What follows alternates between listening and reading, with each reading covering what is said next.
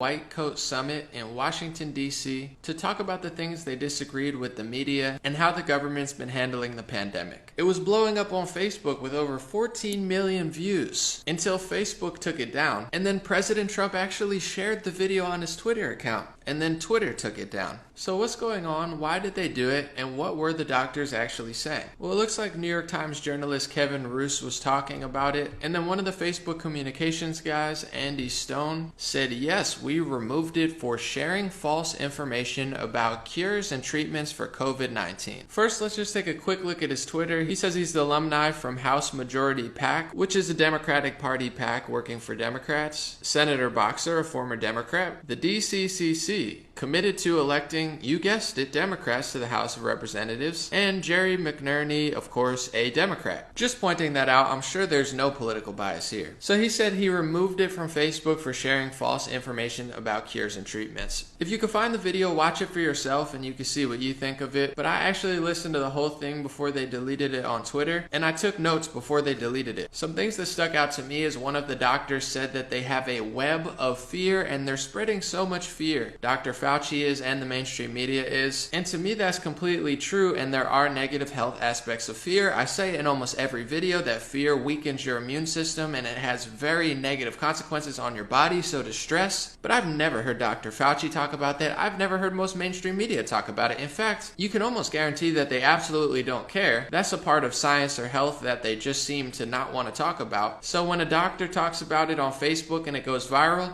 delete it. Of course, they won't tell you that that was said in the press conference, but I watched it and it was said, and it is true and it is real, and it's something that they don't want to confront, so they censor as opposed to debate. One of the doctors talked about the school year for kids coming up. He used real data, real facts, real statistics, some of which aren't even debated at all because it's using the data that the government and these major institutions give us, and he made his case for why he thinks kids should go to school. He's not alone in that. Thousands upon thousands of doctors agree with him, and even on MSNBC they were shocked to find out the doctors that they brought on their own program thought that kids should go to school too. Take a look. Back to school.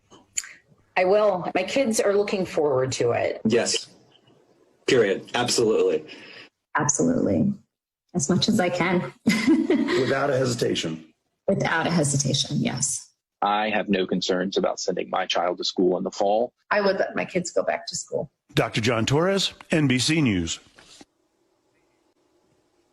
They all said yes. A doctor at the White Coat Summit also pointed out that the LA Teachers Union's demands for trying to send kids back to school has stuff like defunding the police and ending charter school, which has absolutely nothing to do with health, everything to do with their politics, which are Democrat, but really leaning on socialist and communist. Is it about health or is it about politics? Well, don't ask that question because you might be deleted like these doctors. Once again, that was talked about at the summit. They didn't refute it. They couldn't debate it. They didn't deny that it existed. They just deleted the video and told you that all it was fake cures and false information. Right. Perhaps the most controversial and what they were talking about was this specific doctor, which is going viral on many social medias and they can't stop it. I know they wish they could, but they can't. And she was talking about her personal experience as a doctor and saying hydroxychloroquine along with Zithromax and other medications have provided phenomenal results. That's not my opinion. I can't tell you that. I'm not a scientist or a doctor, but that's what she said. I'm just telling you what she said. And we're going to get into some of that in a second. Also at the summit, Dr. Erickson, who also had one of his viral videos deleted earlier this year, was talking about the real negative health consequences of lockdowns. Of course, you can say there's pros and cons, but the media and a lot of these health experts that they love on Facebook and they love on television don't tell you that there's actual real health crises from what's going on. There's suicide rates that are up, there's domestic abuse rates that are up, there's many studies that talk about poor exercise and bad diets are on the rise because of the shutdown. So the point he was making in short is that all they mention is the economic downfall from the pandemic and the response to the virus, which is true, but that's not all. There are real health consequences that come along with it. I've also mentioned how they've had an excess of death in the UK, and out of those 8,000 excess deaths indoors when they had the really hard lockdown at the beginning of the pandemic, a majority of them, about 6,000, had nothing to do with COVID-19. So of course they don't want to study that. They don't want to have a debate with these doctors. They just want to silence them, shut them down, say that everything they said was fake, and expect you to believe it, even though of course it's not true. Since editing this video, they deleted it off of YouTube as well, and it looks like they locked Donald Trump Jr. out of his Twitter account just for sharing it.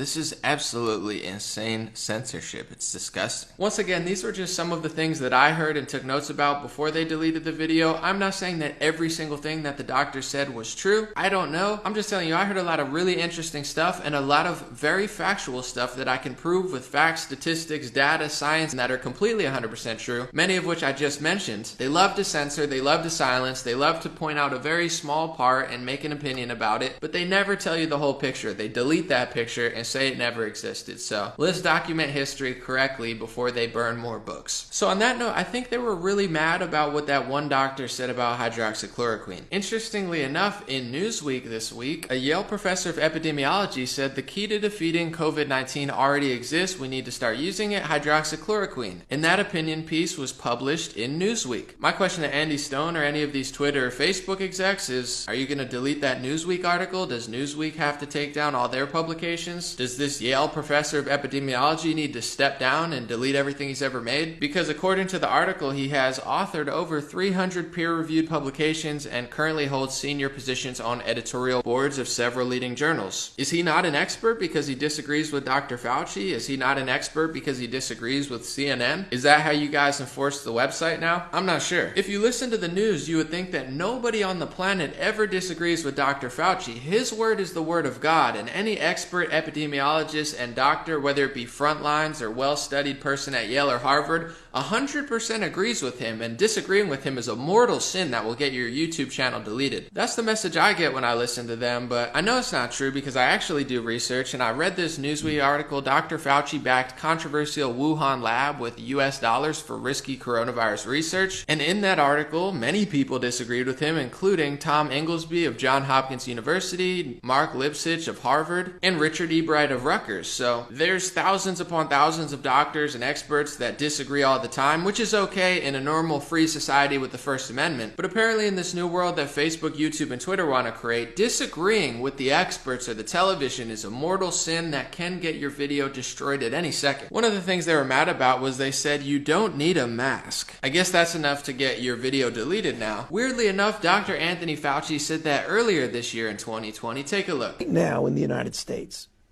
people should not be walking around with masks. You're sure of it? Because people are listening really closely to this. Right now, people should not be walking. There's no reason to be walking around with a mask.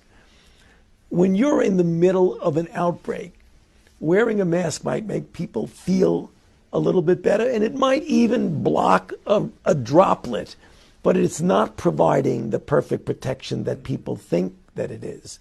And often, there are unintended consequences. People keep fiddling with the mask, and they keep touching their face.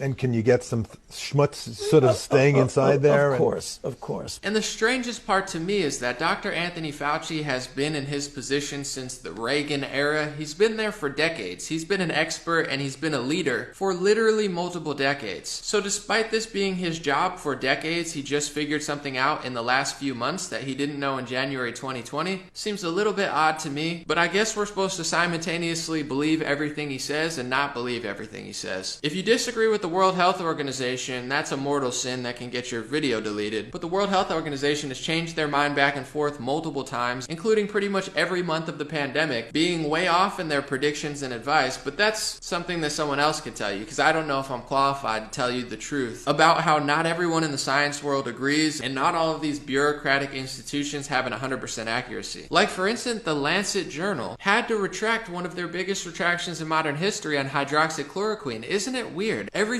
revolves around that. All the censorship, all the anger, I guess because maybe President Trump said he likes it, and this doctor said they like it, gotta delete their video, have to shut them down. Then why did the Lancet mess up so bad? Could it possibly be that people with a Democratic skew hate the president so much and have politicized this pandemic so much that they're willing to go against science, mess up constantly just to try to prove them wrong? I would say that's an exaggeration until you see the New York Times and major publications saying, is protesting dangerous? It depends what you protest. And they, along with their epidemiologist friends, try to make the point that protesting for Black Lives Matter and protesting in Portland and Seattle is somehow okay and acceptable, but protesting the lockdown isn't. So I guess viruses now discriminate on your political preferences. Wow, that's interesting. Andrew Cuomo recently got mad at somebody having a music concert, but he doesn't seem to be mad when 2 times, 3 times as many people are in the streets for his politics. Isn't that just bizarre? Recently, Business Insider published an article that said US coronavirus cases are probably 10 times higher than official numbers. More and more research suggests. If there's more cases than we think there are, that means that the mortality rate is even lower than we think they are, which would actually be a good thing, but good news is not allowed. It's only fear, fear, fear, fear, fear, despite what it does to your immune system and body, and if you disagree with them or question them or do a summit at DC, you're at risk of being deleted, silenced, censored, or framed as some sort of maniac. But committing domestic terrorism in major cities will get you the favor of these same people and these same television news networks. A dozen frontline doctors speaking in Washington, D.C., a threat, delete. Domestic terrorists committing literally domestic terrorism, protesters. They could stay. It's an understatement to say these people have their priorities screwed up, but most people are waking up to that. And before I bore you with my objective news reporting and a more accurate video than most news networks can muster up with a budget that's 1,000 times bigger than mine, listen to one of the media's favorite people, Bill Gates, answer questions from CBS about side effects of the vaccine. Vaccines sound concerning. We looked. After the second dose, at least 80% of participants experienced a systemic side effect, ranging from severe chills to fevers. So, are these vaccines safe? Well, the FDA, not being pressured, will look hard at that. The FDA is the gold standard of regulators, and their current guidance on this, if they stick with that, is very, very appropriate. And you know, the side effects were not super severe. That is, it didn't cause permanent health problems for the things there. Moderna did have to go with a fairly high dose, and so to get the antibodies. Some of the other vaccines are able to go with lower doses to get responses that are pretty high, including the J&J and the Pfizer. And so there's a lot of characteristics of these vaccines. It's great that we have multiple of them that are going out there. And yes, I think you know the data US better than I do. But the data showed that everybody with a high dose had a side effect. Yeah, but some of that is not dramatic, where it's just super painful. But yes, we need to make sure there's not severe side effects. The FDA, I think, will do a good job of that, despite the pressure. How many doses of the vaccine will we need? Well, none of the vaccines at this point appear like they'll work with a single dose. That was the hope at the very beginning. Maybe one of them, particularly in the second generation, won't surprise us. We hope just 2, although in the elderly, sometimes it takes more. And so making sure we have lots of elderly people in the trial will give us that data. You've said some more than 7 billion doses. That's what we'll need. Well, if what you're trying to do... Well, I'm glad we have experts like him out there. He made me feel a lot better about getting in line for this vaccine. Because that's when this whole lockdown fiasco will end, according to many of their reports and their own statements. Then we can all go back to normal. Isn't that nice? The vaccine. It is fair to say things won't go back to truly normal until we have a vaccine that we've gotten out to basically the entire world. And so... the best people at the foundation who are all about high volume vaccines, are working with many manufacturers. Well, thanks for watching. Let me know your thoughts in the comment section. Have a beautiful day. And I have a Patreon, patreon.com/raretalk, where I answer all questions if you'd like. If not, no worries. And my message to the media, to Facebook, to Twitter. First of all, God bless you guys. I appreciate you guys. But also, if you have a huge problem with what these doctors are saying, censoring them actually makes them bigger superstars and people will still see these videos. But why don't you debate them? Why don't you have other doctors and other experts who disagree with them have a conversation and debate with them instead of shutting them down? That would make a lot more people believe you, and it would be a lot more fair to the First Amendment of this country and to medical freedom in this